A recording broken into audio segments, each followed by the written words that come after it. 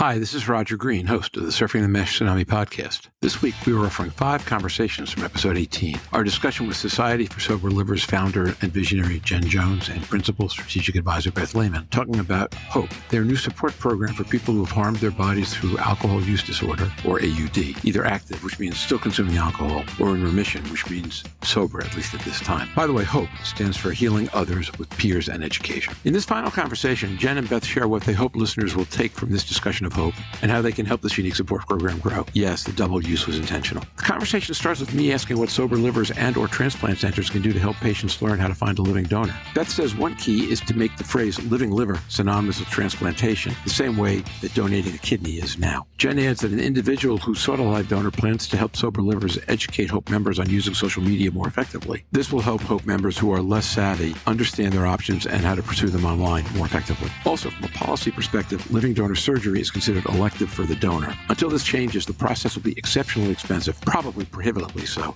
for the donor. In closing, I ask what issues the conversation has missed. Beth asks that everyone remember the website soberlivers.org. Jenn comments that the organization does not yet have the full funding it needs to commit and expand during its first year. She notes that it is a 501c3 whose books are completely independent from the Fatty Liver Foundation, and states that moving the program from Zoom to a more secure platform and covering all first-year expenses will cost roughly $60,000, some but not all of which they have. With that, the conversation ends. HOPE is an admirable and ambitious effort to provide support that does not otherwise exist today for people who need it badly. Personal stories that Jenn and Beth share are compelling, and their plans and goals invigorating. So just sit back, listen, learn, absorb. When you're done, check out our LinkedIn discussion group and check out and perhaps contribute to soberlivers.org to support HOPE.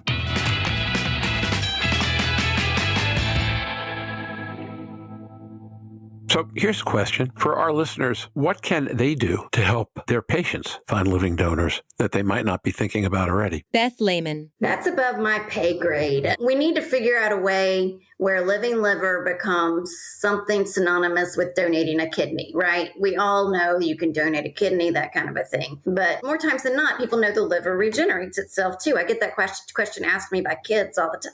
So how do we promote and make a PSA, whatever you want to call it, for living liver without scaring everybody, because you do have to go through some testing and all that stuff. But it should be an option. Here in Atlanta, we have 3 transplant hospitals. One is a children's, but the other 2, one does live livers and one doesn't. It has to be a process where they can say, okay, I think if you do live livers, it's automatically in your communications. But then if you don't, tell people about it. Refer them to the next best hospital for live livers and things like that. We need to tell patients that they have options. Jenn Jones. And we have an individual who has joined us and he's going to be helping us out. And he sought a live living donor because his hospital told him that he could start that pursuit. And he was very good at social media. So he started putting things on social media saying that he was looking for somebody to help him by donating a liver. And he didn't end up getting a live liver, but in fact got a liver gifted to him because of his promoting his need for a liver on social media. And so there's a lot of, unfortunately, people who are good at certain things and promoting themselves are the people who are receiving those donations. And we need to try to figure out how to make it more accessible for everyone, not just people who are good at social media. So I really want to work with the hospitals internally to try to figure out how can we promote this. And then from a policy standpoint, even though Sober Livers isn't policy driven per se, there's a Living Donor Act that we need to have passed so that it's not considered, so the surgery isn't considered elective. Because right now it's an elective surgery, so you don't get the same care and the same time off of work that somebody who is actually getting the transplant, which is not considered elective. And so we've got a couple of hoops that we still need to get through to ensure that the people who are offering their liver as through the kindness and compassion of their heart have the time to recover from that surgery, even though they're doing it robotically now and in certain hospitals and the recovery time has gone down significantly, you still have to recover. And it's really unfortunate that that's how it is right now. Interesting. So we've given you more questions than you have for us to think about. Well, first of all, they say a journey of 1,000 miles starts with a single step. You guys are on step 3, right? Step 4, maybe step 10. I'm not on this journey, but I've been on several and I've helped people on several. So I think a little more downstream. What have we missed? We've talked about a bunch of stuff. If we could just say soberlivers.org. That is the one thing we need people to remember from this podcast, because that's where you can go and get your information and contact us. We can be contacted too. I concur with what Beth just said, and I'll also, just because I'm working on fundraising right now, we need donations, and that's something that we really didn't talk too much about. And to create a sustainable program, the last thing I want to do in the world is have to shut down our groups for lack of funds. That is one of the reasons why we've waited this long to start a program, because we need to ensure that it was going to be funded and we would be able to progress with this. And we do have some funding that'll last for just a little bit, but it's not anything that's going to sustain us. So if people out there either have the means to give or know somebody who does,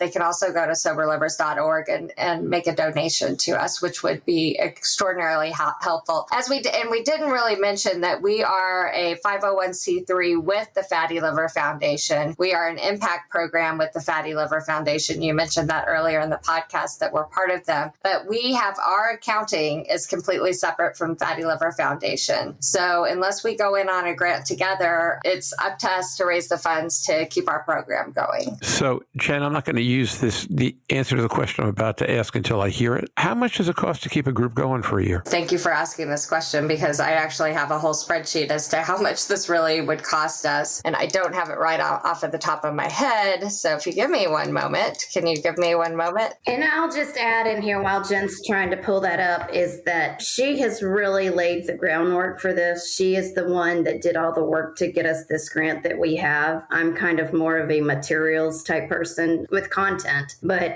Jenn deserves a lot of credit for this, taking it from a brainwave to an idea, to an actual physical organization that we're going to actually launch on June 11th. And we didn't think that we would launch. If you asked us in some dark times, we would have said no way. But Jenn has really, really laid the groundwork for this, very much so. Thank you, Beth. Eventually, Roger, what we would like to do is, right now we're on Zoom, which is fairly inexpensive to run, but we would like to move to a platform that is even more secure than what we are currently doing. And so that's for a year, approximately $60,000. On the more secure platform? Yes, on the more secure platform.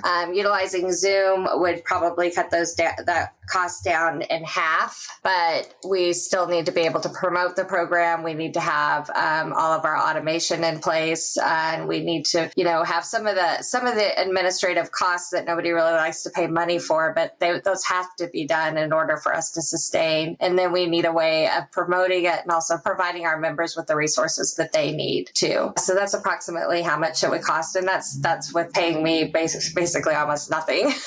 So audience, I think what we just heard is that either requires a significant donation from one organization or some less significant donations times 5. Right. And the times 5 should be easy because they'll all build on each other. We're at the bottom of our hour. This has been fantastic. And what you guys are doing is wonderful and badly, badly needed. Everybody you know knows somebody who you know is in this place, and probably somebody who you know who you don't know is in this place. And if it's only one, then you're living a charmed life. And now, back to Roger.